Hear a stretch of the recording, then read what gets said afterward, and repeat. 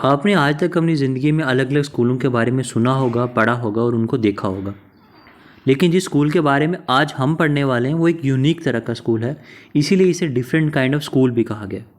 अब इस कहानी में हम देखते हैं कि किस तरह का स्कूल है, कि एक राइटर जो इतना इंटरेस्टेड हो गया इस स्कूल के बारे में जानने के लिए, और जब उसने इस स्कूल के बारे में जाना और पढ़ा तब उसने डिसाइड किया कि मैं स्कूल में एक बार ज़रूर जाऊँगा। अब ये जो आपको इमेज दिख रही है, एक बार इसे ध्यान से देखिए, क्योंकि इस इमेज की रेफरेंस आगे कहानी में दी गई है। अब एक डिफरेंट काइंड ऑफ स्कूल है और यहाँ पे यूनिक मेथड्स यूज़ किए जाते हैं ताकि यहाँ के बच्चों को पढ़ाया जाए। और इस स्कूल को चलाने वाले जो लेडी हैं उनका नाम है मिस बीम। अब राइटर ने डिसाइड किया कि वो स्कूल में जाएगा और यहाँ पे जा कर के खुद देखेगा कि स्कूल में किस तरह से पढ़ाई होती है। अब राइटर ये मन बना कर के घर से निकल जाते हैं और स्कूल में पहुँच चुके हैं। और स्कूल में इंटर करते ही उन्होंने नोटिस किया है कि एक गर्ल जिसने अपनी आंखों पे बैंडेज लगाए हुए हैं और उसकी आंखें पूरी तरह से कवर है, उसको एक छोटा सा बॉय उसकी बाजू में से पकड़ करके फूलों के पास से लेकर के जाता हुआ उन्हें नज़र आता है। अब इस बात का जिक्र वो जा कर के मिस बीम से करते हैं और मिस बीम उन्हें बताती हैं कि ये एक मेथड है हमारे यहाँ पे, यूनिक टीचिंग मेथड, जिसे हम लोग यहाँ पे बच्चों को पढ़ाते हैं। इसके साथ साथ ही उन्होंने ये भी एक्सप्लेन किया कि उनका जो मेन एम है यहाँ पे बच्चों को पढ़ाने का, वो ज़्यादा टेक्निकल स्टडीज़ नहीं बल्कि उन्हें थाटफुलनेस और काइंडनेस सिखाई जाएगी दूसरे लोगों की तरफ। अब इसी के साथ राइटर ये नोटिस करते हैं कि ओपन फील्ड में बहुत सारे बच्चे वहाँ पे खेल रहे हैं। कुछ ऐसे बच्चे हैं जो बैसाखियों के साथ खेल रहे हैं और कुछ ऐसे जिन्होंने अपनी आंखों को कवर कर रखा है बैंडेज की मदद से। और ये देख के वो सरप्राइज़ हो जाते हैं इन सारी चीज़ों को। मिस बीम उन्हें कहती हैं कि जिन लोगों को आप वो बैसाखियों के साथ खेलते हुए या उन्हें पकड़े हुए खड़े देख रहे हैं वो रियली में कोई लंगड़े नहीं हैं।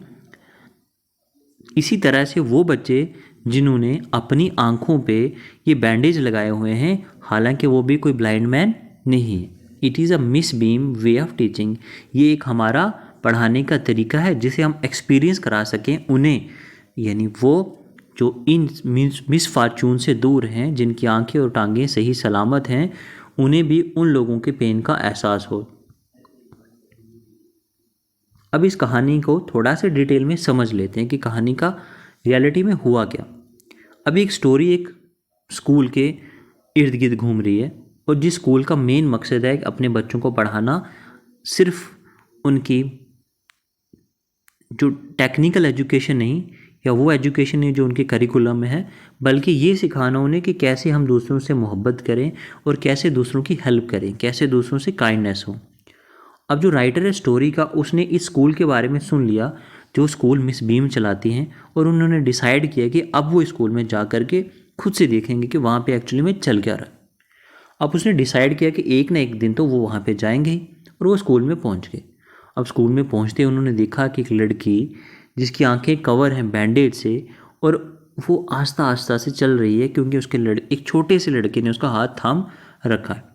फाइनली ये सब देखने के बाद राइटर ने डिसाइड किया कि वो मिस बीम से जाकर के मिलेगा, और मिस बीम ने उन्हें अपने इन टीचिंग मेथड्स के बारे में रूबरू करवाया।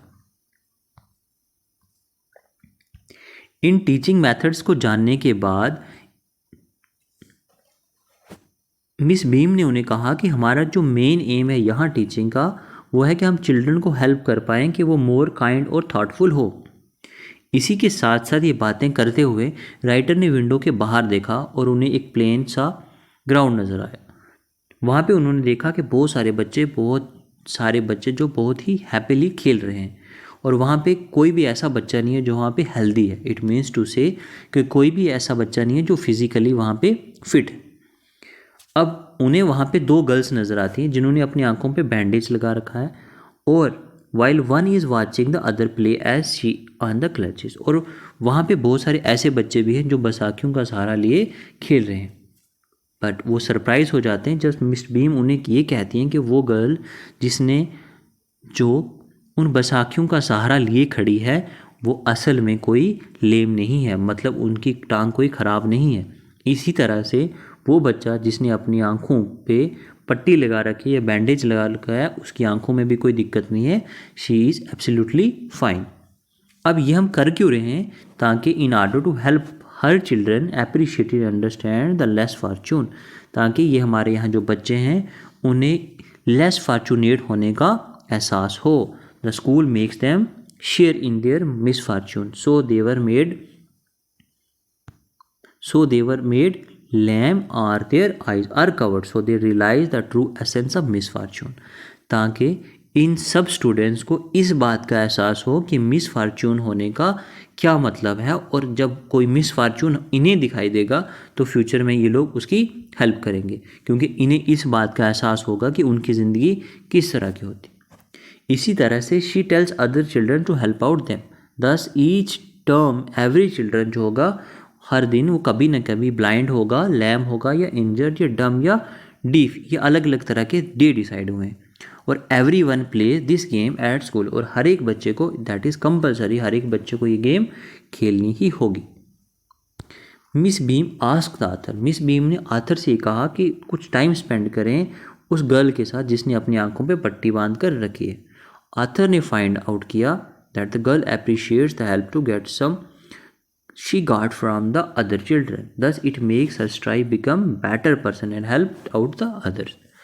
अब वो जो गर्ल्स थी उसने आथर को ये कहा, on being a blind for a day is the hardest it।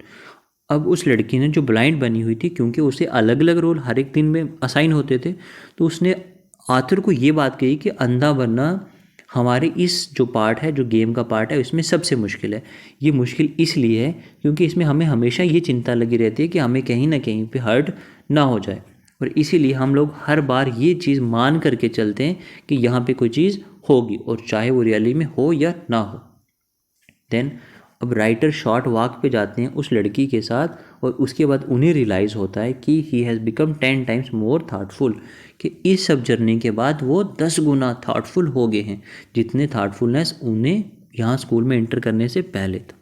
वो ये रियलाइज़ करते हैं that the describing things to people bring him great pleasure. अब इस कहानी से हमने सीखा क्या, जो इसका कंक्लूजन क्या है?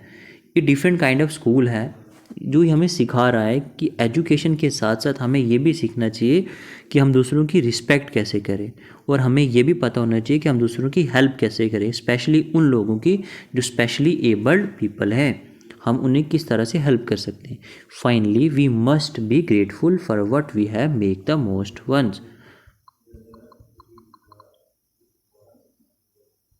आई होप आपको ये कहानी समझ में आई होगी, और आप भी ये कहानी सुनने के बाद अगर आपको अपने आस पड़ोस में ऐसा कोई फिज़िकली स्पेशली एबल्ड पीपल मिलेगा तो आप उसकी हेल्प ज़रूर करें।